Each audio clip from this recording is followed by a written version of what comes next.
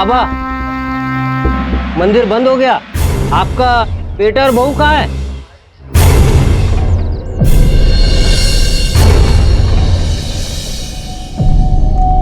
साहेब, हम अपनी आंख से देखा था, बेटा बहू के साथ आया था ये बाबा, छोड़ के चला गया यहाँ इनको। बाबा, बाबा, आपका घर कहां पर है? आप कहां रहते हो? तुमची बायको, तुमची मुलं, आपके रिश्तेदार कहां है? ये सब जिंदा है या? देखिए बाबा, हमसे कुछ तो बोलिए। बाबा, हमें आपका आई कार्ड मिला है, इस पे आपका नाम चेतन केसकर करके लिखा है। देखिए, जब तक आप हमसे बोलेंगे नहीं।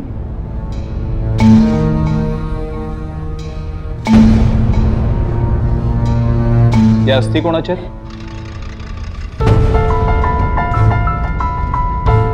कोणी वारलंय तुमच्याकडे? बघा, काहीतरी बोला साहेब आमच्याशी.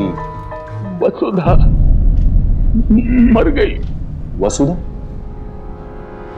कौन वसुधा? मेरी बीवी। अरे सुनते हो? अरे मेरे कमर दर्द की दवा तो देना। इतनी बार कहा है कि यहाँ मत खेला करो, कि मेरा आंगन है, तुम्हारे बाप की जमीन नहीं है। अरे शिकायत बाद में करते रहना, पहले मेरी दवा तो दो। कौन सी दवा? भूल गए? अरे अभी तो मैंने कहा था कमर दर्द की दवा। देखो, अब हम बूढ़े हो गए हैं, ऐसे सर पर सींग लगा के घूमोगे ना तो कोई हमारी मदद को नहीं आएगा। अरे जिसे नहीं आना हो ना आए, लेकिन जो आएगा उसे मेरे नियम कानून से चलना पड़ेगा। इसी नियम कानून में तुमने अपने लोगों को अपने से दूर कर लिया है। अपने बेटे राहुल को भी इतना चिल्लाते थे कि एक बार वो छोड़कर गया तो अब तक पलट कर नहीं आया।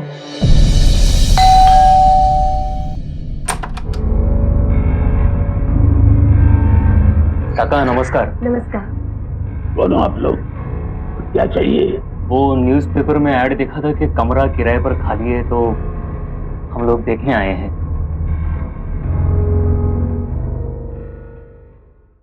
अपने मामा का घर समझ रखा है क्या?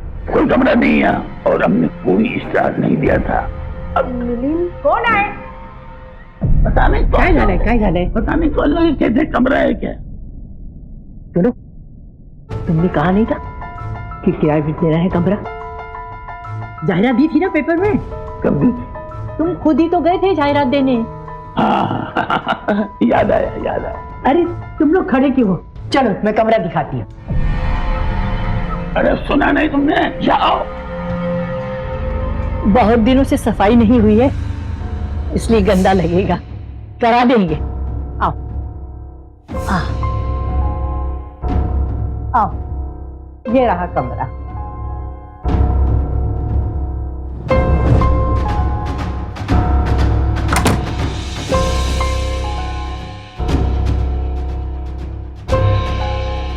कैसा लगा कमरा?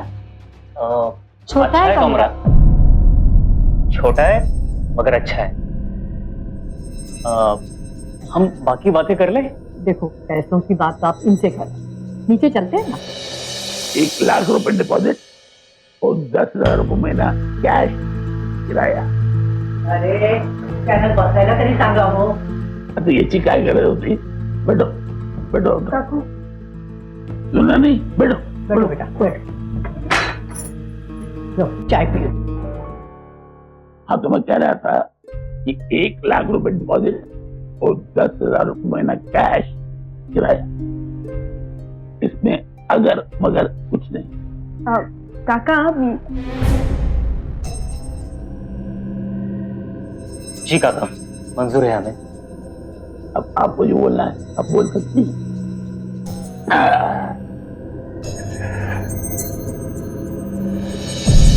तुमने तो उनसे वादा किया है 1 लाख रुपए डिपॉजिट देने का, वो कहाँ से लाओगे? हमारे पास सिर्फ 25,000 रुपया है। हर प्रॉब्लम का सॉल्यूशन होता है, बस प्लान होना चाहिए। वैसे एक प्लान है मेरे पास।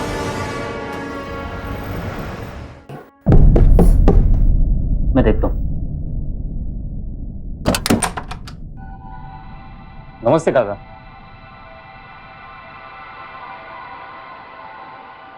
पैसे का क्या हुआ, डिपॉजिट के? नहीं, मैं तो आपको डिपॉजिट देने ही वाला था, पर आप बिजी थे।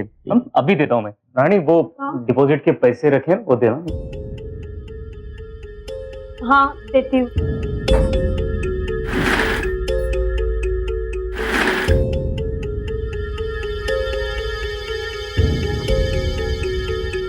ये लो। हाँ काका, ये लीजिए। पूरे है ना? हाँ, एकदम पूरे 25,000 जितने आपने मांगे थे उतने पूरे के पूरे। अब गिन लीजिए। अच्छा, किराया हर महीने की 1 तारीख को दिया करना, उसमें बुलक करवाजी नहीं चलेगी। जी जी, बिल्कुल बिल्कुल नहीं बोलूंगा। और टीवी की आवाज कम, और भी कोई आवाज नहीं। चलता हूँ। ओ मैडम, सुना है तुमने? हाँ काका, आवाज कम रखूंगी।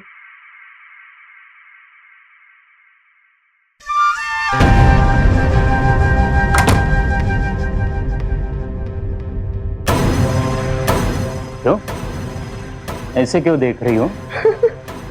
मिलिन, ये क्या था? मतलब काका सिर्फ 25,000 रुपया लेके गए हमसे।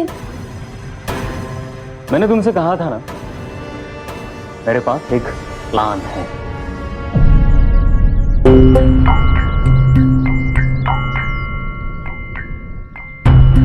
जब बुढ़ापे में बच्चे माँ बाप से दूर रहने लगे तो माँ बाप की लाख कोशिशों के बाद भी वो खुद को असहाय ही पाते हैं।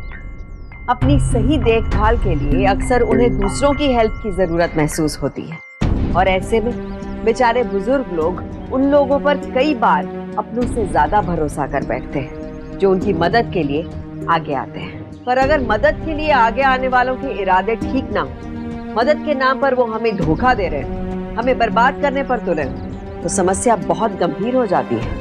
केसकर साहब ने अपने बेटे से झगड़ा मोल लेकर उसे दूर तो कर दिया था, और वो भूल गए थे कि चाहे आपस में कितनी भी नाराजगी क्यों ना हो, पर अपना खून अपना ही होता है और मुश्किल वक्त में अपने ही काम आते हैं। मिलिंद और रानी ने आते ही जिस तरीके से बेझिझक होकर केसकर दंपति को ठगना शुरू किया था, उसको देखकर तो यही लगता था कि इस दंपति को अपने बेटे की जरूरत बहुत जल्दी पड़ने वाली थी। तुमसे चाहा क्या हो? ऐकताय का? चहा घ्या। क्या? कौन हो तुम? यहाँ मेरे घर में क्या कर रही हो? नई काम वाली बाई हो क्या? काय बोलताय तुम्ही? मी तुमची बायको। अरे मी वसुधा आहे। समझ गया, तुम मेरा घर हड़पने आई हो। और इसमें क्या है? चहा। चाय नहीं, इसमें जहर।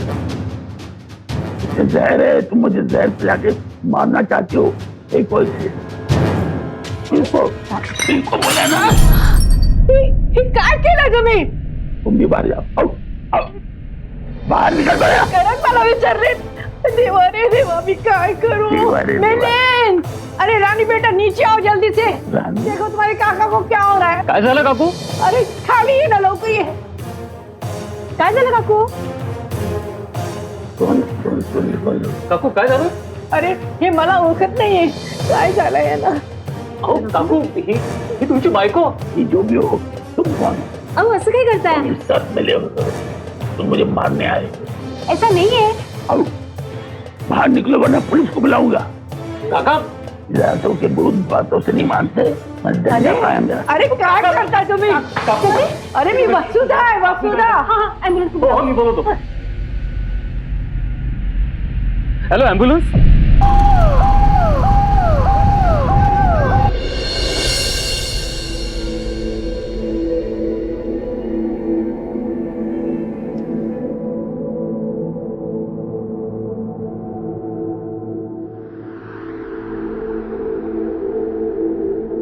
वसुधा, तुम्हारे कमर का दर्द अब कैसा है?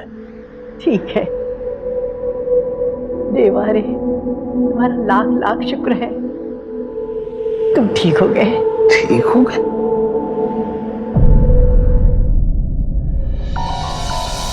ये क्या हुआ था? और यहाँ हॉस्पिटल में क्यों हूँ? और ये दोनों यहाँ क्या कर रहे हैं? काकू देखा, काका सबको पहचान रहे हैं। पहचान रहे मतलब? मकान मालिक हूँ, किराएदार को पहचानूंगा नहीं? और मिस्टर, मैं बोला था कि सामान रखने से पहले 1 लाख रुपए मेरे हाथ में कैश दो, डिपॉजिट। तुमने सिर्फ 25,000 रुपए दिए,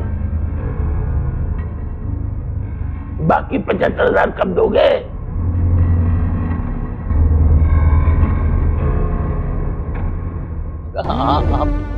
आप ये क्या कह रहे हैं काकू? हमने तो आते ही पूरे लाख भर रुपए गिन के काका के हाथ में दिए थे। अब अगर ये ऐसे कहेंगे तो काका, मैंने अपने रूम के दरवाजे के सामने खड़े होकर पूरे पैसे आपके हाथ में दिए थे। 1000 के नोट, पूरे लाख रुपए आपने खुद गिने थे और पैसे लेकर नीचे उतर भी गए थे मेरे सामने। हाँ। अब काकू ये इन्हें कुछ भी याद नहीं आ रहा है। अब तो आप लोग मुझे ही बेईमान समझेंगे ना? अरे नहीं नहीं बेटा, तुम्हें कोई क्यों बेईमान कहेगा?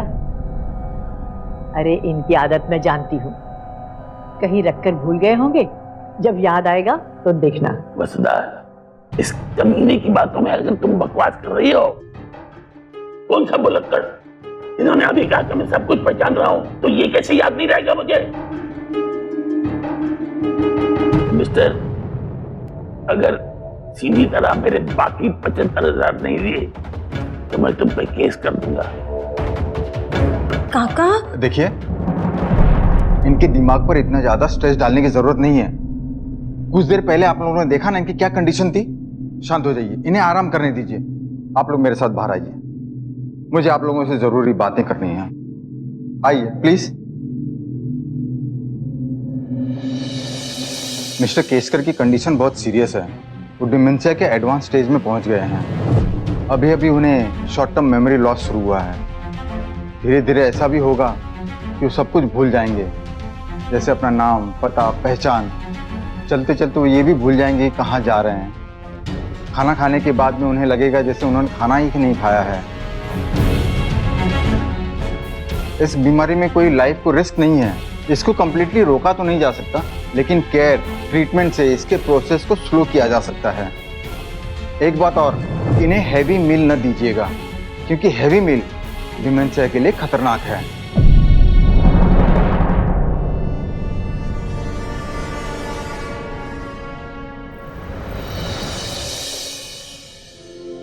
चाय बनाऊं? क्यों नहीं? और रानी, कैसा रहा फिर आज का दिन? ठीक था।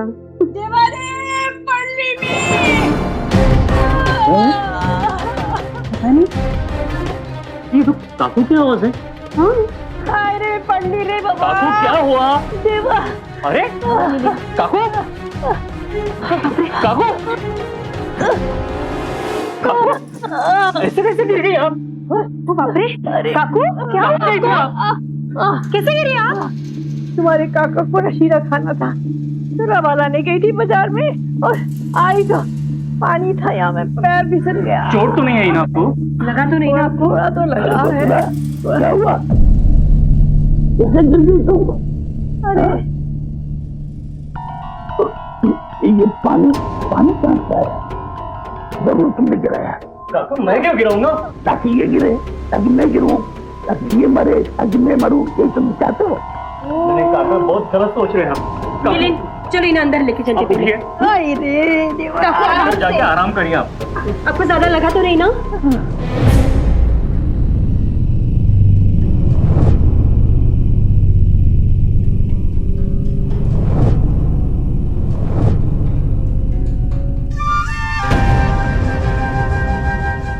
काकू,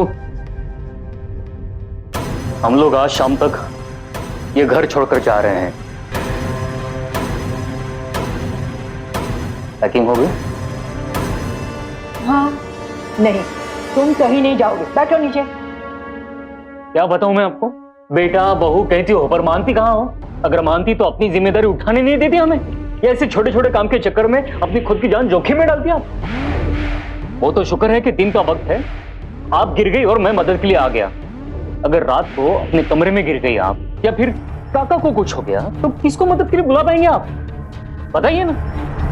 अपनी आंखों से आप दोनों को इस हालत में देखने से अच्छा है चले जाए हम लोग यहाँ से। अरे ना सामने रहेंगे ना देखना पड़ेगा। नहीं नहीं बेटा, ऐसी बात नहीं है, बैठो। आहो, मैं क्या बोलती हूँ, इन दोनों को हम नीचे ही शिफ्ट कर लें। राहुल का कमरा खाली पड़ा है ना। राहुल के कमरे में ये लोग? बिल्कुल नहीं। अत्ता तुम्ही गप्प बसा, मैंने तय कर लिया है, ये दोनों नीचे ही रहेंगे।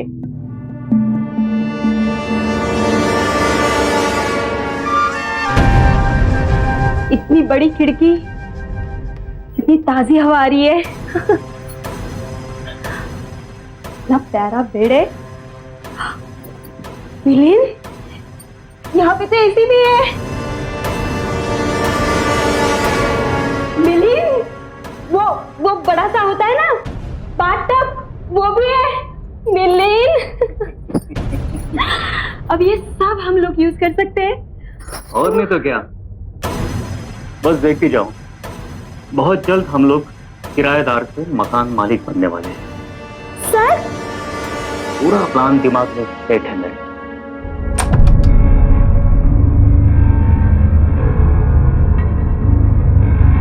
तुम लोग कौन हो? यहाँ क्या कर रहे हो? चोरी करने आए हो क्या? आपका, हम लोग आपके किराएदार हैं। अरे किराएदार हो तो मैं किराए के रूम में रहो। ये मेरे बेटे राहुल का रूम है, यहाँ तुम क्या कर रहे हो? मुझे ना हमारी नजर में खोट दिखाई देती है, तो अच्छे लगते होते। चलो निकलो यहाँ से, आओ आओ। अरे अरे, क्यों डांट रहे हो बेचारों को? हाँ, हम लोगों ने ही तो कहा था इनसे साथ रहने के लिए, भूल गए क्या?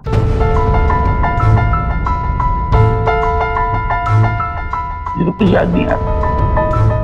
बस बहुत बेइज्जती करवा लिया हमने आपको। पापा आप बताइए, ऐसे कैसे कोई यहाँ पे रहेगा? जब देखो तब काका कहीं से भी आ जाते हैं और हमें चोर गुंडा कहकर यहाँ से बाहर निकालने की धमकी देने लगते हैं। नहीं, बस अब एक ही उपाय, हम लोग यहाँ पर लीगली रह रहे हैं, इस बात का एक कॉन्ट्रैक्ट हम बना लेते हैं, ताकि जरूरत पड़ने पर काका या मोहल्ले वालों को हम वो दिखा दें। बहुत लंबा डायलॉग बोला। कौन सा कॉन्ट्रैक्ट?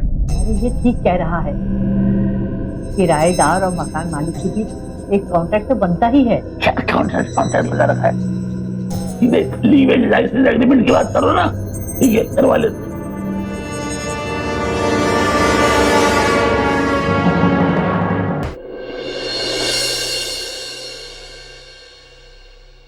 काका ये देखिए, कोई जल्दी नहीं, आप आराम से पढ़ लीजिए, और हाँ जब तसल्ली हो जाए तब ये यहाँ पर साइन कर दीजिए। मैं पढ़ के सुना दूं?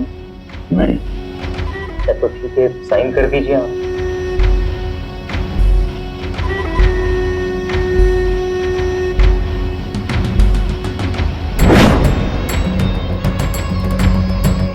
काका यहाँ पर भी एक साइन कर दीजिए। क्या है? एक कॉपी हमारे लिए तो चाहिए ना।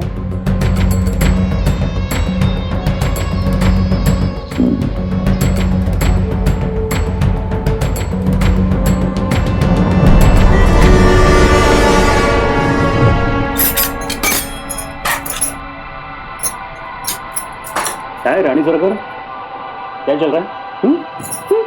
देख नहीं रहे हो, तुम्हारे प्यारे से काका के लिए नाश्ता लेके जा रही हूँ। अच्छा, दिखाओ मुझे। ये क्या कर रहे हो? तुम्हारे प्यारे से काका को मैं नाश्ता खिला रहा हूँ, देख नहीं? क्या? मैं समझी नहीं। एक नंबर की ट्यूबलाइट होगी, समझाता हूँ। पर पहले एक काम करो, आदर्श बहू की तरह ये नाश्ता अपने प्यारे से काका के कमरे में रखाओ। ये प्लेट लेके। खाली प्लेट? अरे नाश्ता कहाँ है? फल भी नहीं यहाँ। काका क्या हुआ, क्यों गजब ढा रहे हैं आप? मैं भूख लगी, नाश्ता। हाँ नाश्ता। अभी तो पेट भर नाश्ता कर चुके हैं आप, फिर से मांग रहे हैं? क्या बात क्या कर रहे हो तुम? अरे क्या झालं? आपको देखिए ना, नाश्ता कर चुके हैं काका, वापस मांग रहे हैं। अरे झूठ बोल रहा है, मैंने नाश्ता नहीं किया। आप कितना भूल रहे हो काका। बगा ना काकू, मैंने खुद अपने हाथों से इनको नाश्ता दिया था इनके कमरे में। अब जब मंदिर गई थी ना तब। आपको झूठ लग रहा होगा। एक मिनट, ये देखिए, मैंने अपने हाथों से पोहा और शीरा दिया था, वो भी प्लेट भर के। बाप रे, देख के तो मुझे और भूख लग रही है। वसुधा कुछ बंदोबस्त करो। पेट भरा नहीं होगा बेटा, कुछ और दे दो ना खाने के लिए। नहीं नहीं, बिल्कुल नहीं। काकू, मुझे पता है आपको बुरा लग रहा होगा, लेकिन देखा ना, आपने ये नाश्ता कर चुके हैं। अब कुछ भी एक्स्ट्रा देंगे तो ओवर ईटिंग के बारे में डॉक्टर ने क्या कहा था, याद है ना आपको? Blood pressure, sugar, dementia. हाँ, अगर आप इन्हें और बीमार करना चाहती है तो बता दीजिए, तो मैं पूरा का पूरा किचन उठा के दे देता हूँ। रानी, जाओ लेके आओ। हाँ, देती हूँ। अरे नहीं नहीं बेटा, अरे तुमने खा लिया है पेट भर के, फिर भी पेट पे चूहे कूद रहे हैं। मैं ना सब समझती हूँ, चटोरे हो तुम। डॉक्टर ने क्या कहा था याद है? अरे परहेज करना है तुम्हें। अरे परहेज करने के लिए कहा है डॉक्टर ने, भूखा रहने के लिए नहीं कहा है। कल रात को भी तुम्हें पता है मैंने कब खाया था, और बगैर ब्रेकफास्ट किए मैं दवाएं कैसे ले सकता हूँ भूखे पेट? अब आप ही समझाइए। मैं समझाती हूँ।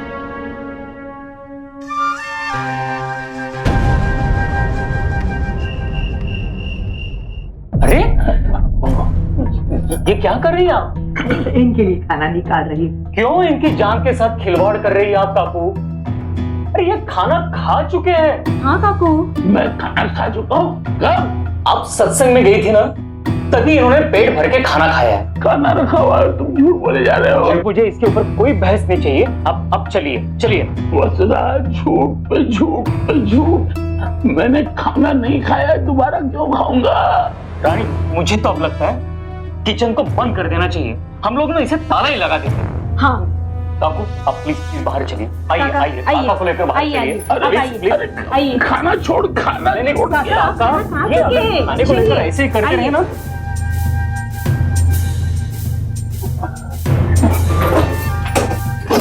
क्या हो रहा है? काकू, आप भूल रही है डॉक्टर ने क्या कहा है। प्लीज आप बुरा मत मानिए। ये मैं जो कुछ भी कर रहा हूं, इसके लिए मुझे भी अच्छा नहीं लग रहा है। प्लीज समझा करिए आप। रानी, चलो। वसुधा, ये तो मुझे भूखा मारेंगे, इस तरह से ताला लगा दिया।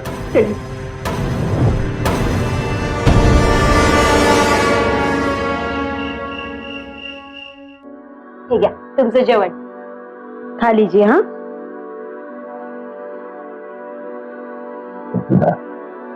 बहुत भूख लगी है, मैं अपने हाथों से खिलाती हूँ अब।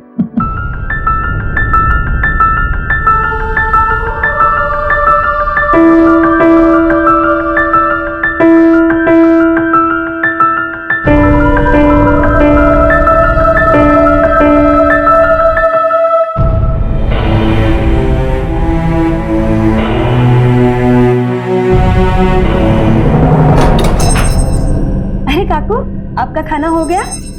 कैसा था खाना? दीजिए, प्लेट मुझे दीजिए, मैं रख देती। चाबी है ना मेरे पास, मैं ताला लगा दूंगी। और रानी, हाँ काकू, आपका पेट भर चुका है ना? हाँ। क्या हुआ काकू, आपको कुछ चाहिए? वो पानी खत्म हो गया है ना, वही लेने आई थी। अरे अंदर जाने की क्या जरूरत है, ये बाहर टेबल पे रखा है ना, वो ले लीजिए।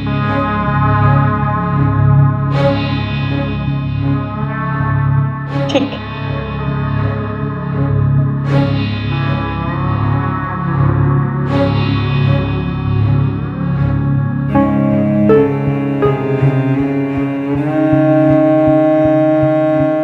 संभाल के जाइएगा।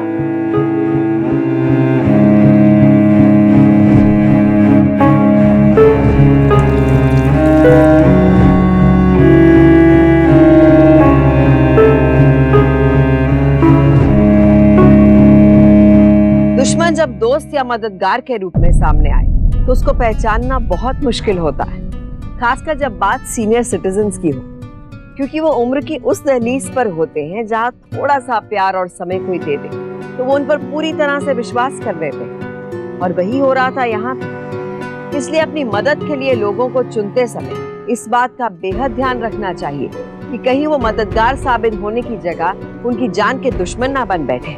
मिस्टर केसकर की भूलने की बीमारी का फायदा उठाकर मिलिंद और रानी ने काफी गहरी साजिश रची, जो इस बुजुर्ग दंपति के लिए जानलेवा हो सकती थी। सन 2014 में बुजुर्ग व्यक्तियों के प्रति अपराध के 18,000 से भी ज्यादा केसेस दर्ज किए गए थे। क्या ये आंकड़े हमारे समाज को शर्मसार नहीं करते?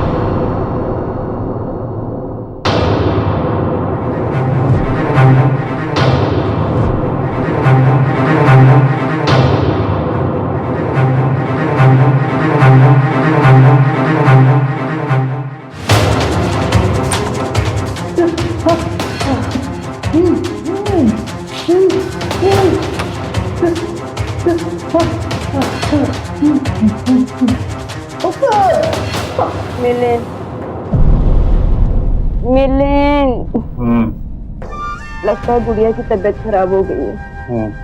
चलो देख के आते हैं।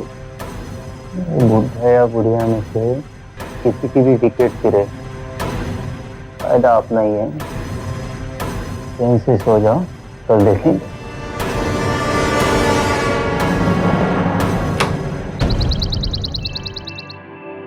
गुड मॉर्निंग वसुधा। अरे उठ गई।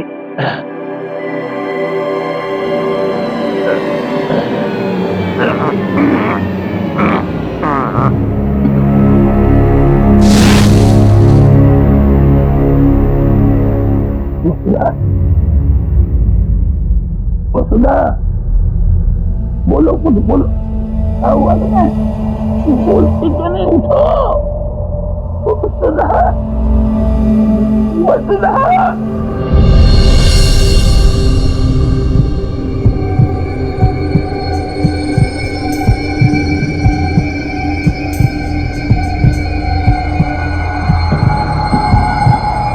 आई am sorry, she is no more. इन्हें मरे हुए 6-7 घंटे हो चुके हैं।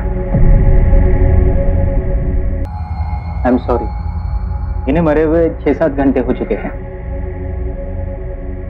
अरे देवा। आई एम सॉरी। काकू, ये क्या हो गया अचानक? कल तो ये ठीक थी। काका, हमें इनके अंतिम संस्कार की तैयारी शुरू करनी चाहिए। टेबल पे काली डायरी रखी है, राहुल का नंबर है, उसे फोन करके बता दो क्या है।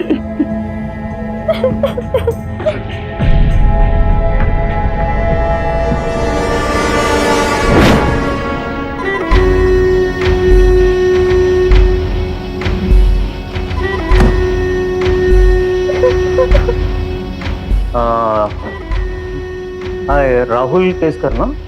जी राहुल, मेरा नाम मिलिंद है। मैं मिस्टर केसकर के घर में किराए पर रहता हूँ। राहुल, आपको क्या है कि आज सवेरे आपकी माँ गुजर चुकी है। आप जितनी जल्दी हो सके आ जाइए। जी नहीं, मतलब आपके पापा अभी इस हालत में नहीं है कि आपसे बात कर सकें। ठीक है जी।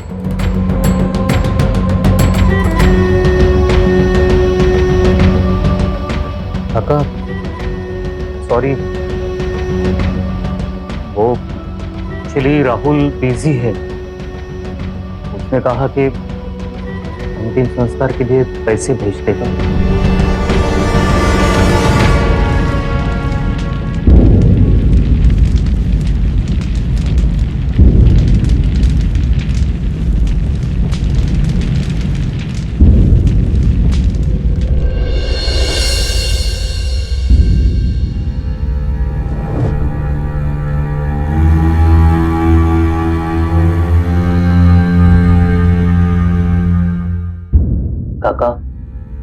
काकू की अस्थियां कहाँ विसर्जित करनी है, इसके बारे में कुछ सोचा है काका आपने?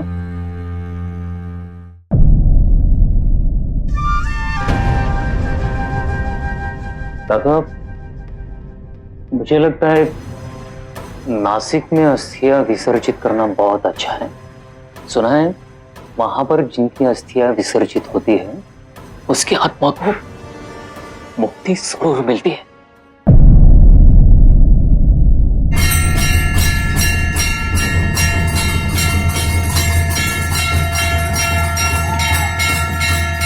रुकिए रुकिए, जूता चप्पल यहाँ निकालिए। चमड़े का चीज अलाउड नहीं है, चमड़े का सब चीज बाहर निकाल के यहाँ रखिए।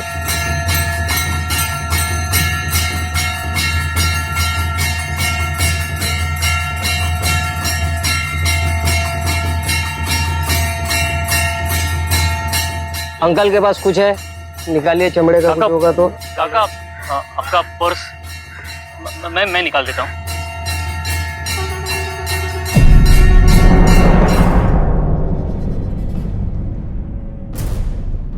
चलिए काका।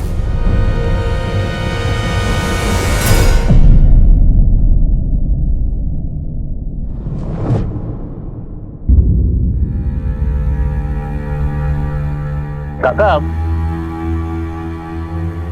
हम जरा पंडित जी से मिलके आते हैं। आप बैठिए यहाँ आराम से। हाँ, अभी आते हैं हम।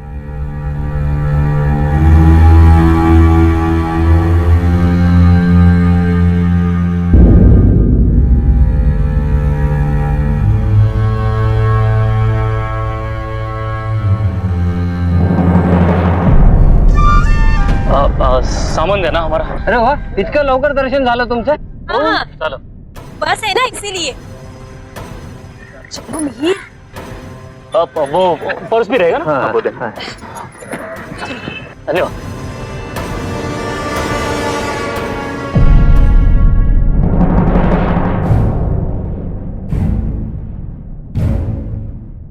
किसका है कार्ड?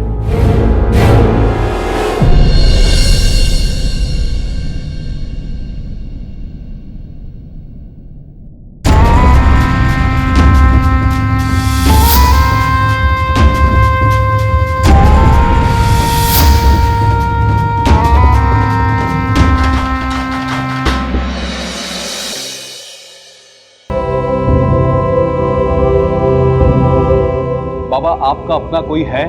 बेटा राहुल। राहुल? क्या करता है आपका बेटा? कौन सी कंपनी में, कहाँ काम करता है? ये तो नहीं मालूम। बाबा कुछ तो याद कीजिए, आठवण्याचा प्रयत्न करा।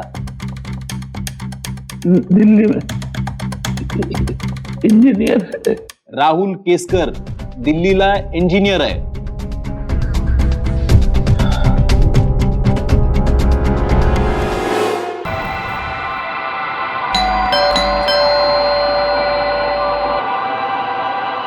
पता नहीं आप कौन आए। जी कहिए। जी मैं राहुल केसकर।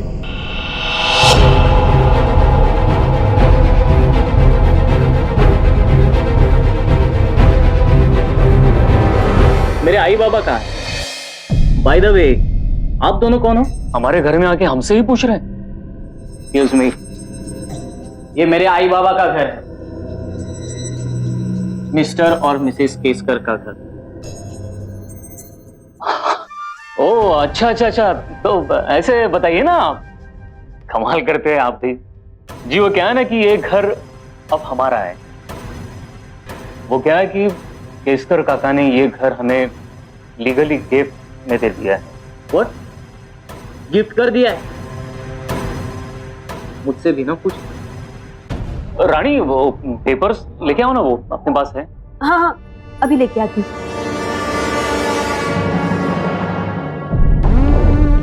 दिलीप, हाँ हाँ जी, ये देखिए गिफ्ट डीड, लीगल पेपर्स। काका की साइन भी है इसके ऊपर। हाँ, काकू के सामने ही साइन किया था।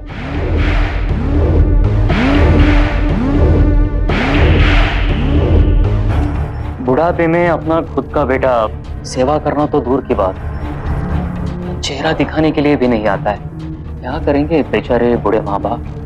हम दोनों ने उनकी जी जान से सेवा की, हमें खुश होकर के दे दिया उन्होंने। हेलो, इसमें तो लिखा है कि उनकी मौत के बाद ये घर आपका होगा। हाँ मतलब मिसेस केसकर तो अभी इस दुनिया में नहीं रही। मिस्टर केसकर भी काफी टाइम पहले नासिक चले गए तो वापस ही नहीं आए। पता नहीं जिंदा है भी या एक मिनट, मेरे बाबा वापस नहीं आए तो आप लोगों ने अज्यूम कर लिया कि वो मर गए हैं। हमारा टाइम वेस्ट मत करिए, मुझे ऑफिस जाना है। काका जिंदा होते तो बात अलग थी, लेकिन पता नहीं अभी वो जिंदा है भी या। जिंदा हूं।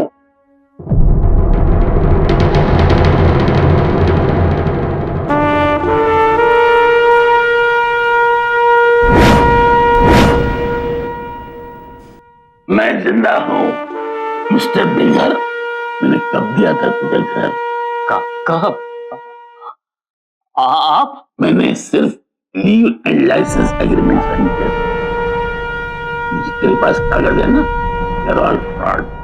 राहुल बेटा, जो एग्रीमेंट मैंने साइन किया था उसकी ओरिजिनल मेरे पास है, अभी लाता हूं।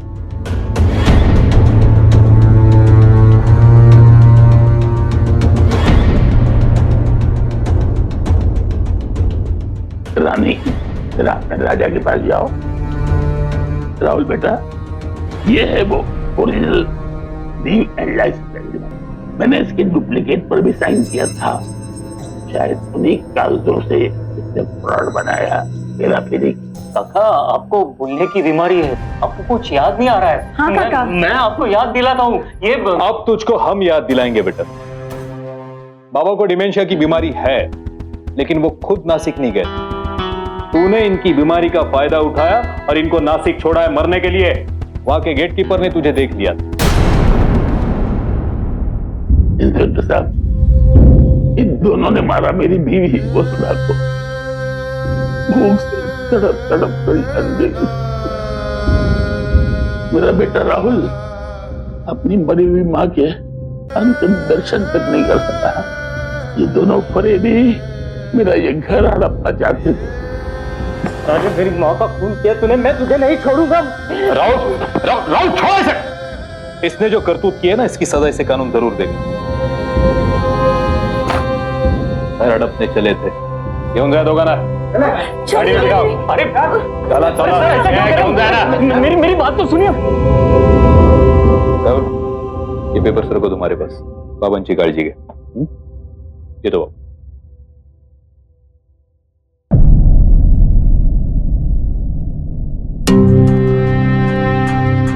बाबा, मला माफ करा। माझ्या हातून खूप मोठी चूक। अगर मैं यहाँ होता तो आई और आपके साथ ये नहीं होती, और आई आज जिंदा होती। बाबा मुझे माफ कर दीजिए बाबा, मुझसे बहुत बड़ी गलती। तेरी आई कहती रही, लेकिन मैंने उसकी बात नहीं मानी। मेरी चिक-चिक की वजह से तुझे घर छोड़ना पड़ा।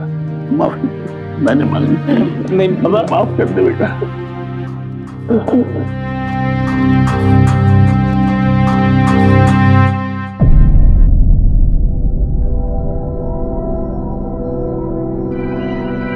परिवार वालों के बीच के अनबन की भनक अगर बाहर वालों को पड़ जाए तो कभी भी हमारी कमजोरी का फायदा उठाया जा सकता है, परिवार को बर्बाद किया जा सकता है। खासकर अगर ये अनबन बुजुर्ग माँ बाप और दूर रहने वाले बच्चों के बीच हो। जिस तरह बच्चों को एक्स्ट्रा केयर की जरूरत होती है, उसी तरह बुजुर्गों को भी लगातार देखभाल की जरूरत होती है। अपनी सेहत और बीमारी की गंभीरता का कभी कभी उन्हें सही अंदाजा नहीं हो पाता है, और अफसोस वक्त रहते सही मेडिकल हेल्प नहीं मिल पाती। इतना ही नहीं, अकेले रहने वाले बुजुर्ग कभी भी जायदाद, पैसे, संपत्ति के मामले में आसानी से ठगे जा सकते हैं, और ऐसे में बेहद जरूरी है कि उनके बच्चे उनके साथ रहें ताकि उन्हें ऐसे खतरों से बचाया जा सके। पर अगर किसी कारणवश हमारे बुजुर्ग अकेले रहते हैं तो उनसे लगातार कम्युनिकेशन बनाकर रखना चाहिए, उनसे मिलते जुलते रहना चाहिए, उनकी जरूरत का हर संभव ध्यान रखना चाहिए, और आस पड़ोस के लोगों से भी संबंध बनाकर रखना चाहिए, क्योंकि वक्त पड़ने पर अच्छे पड़ोसी भी मददगार साबित होते हैं। इसलिए जब परिवार साथ है तो अनहोनी होने की संभावना कम है, क्योंकि सावधानी आपकी, सुरक्षा अपनों की। सावधान रहें।